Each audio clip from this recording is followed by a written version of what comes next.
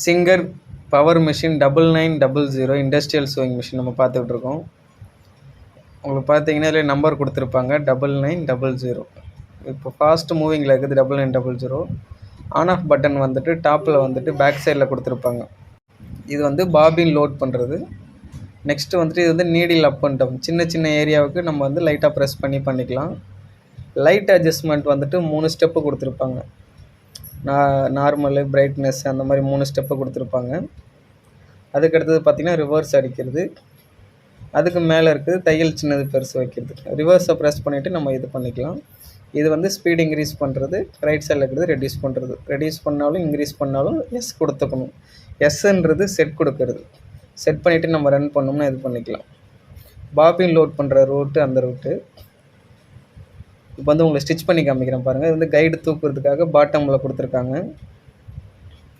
இந்த மிஷின் வந்து நம்ம ஆஃபர் ப்ரைஸில் கொடுத்துக்கிட்ருக்கோம். உங்களுக்கு நீடு இருந்துச்சுன்னா டிஸ்பிளே தெரிய நம்பருக்கு சேட் பண்ணுங்கள். அதே மாதிரி கால் பண்ணிங்கனாலும் உங்களுக்கு ரெஸ்பான்ஸ் கிடைக்கும்.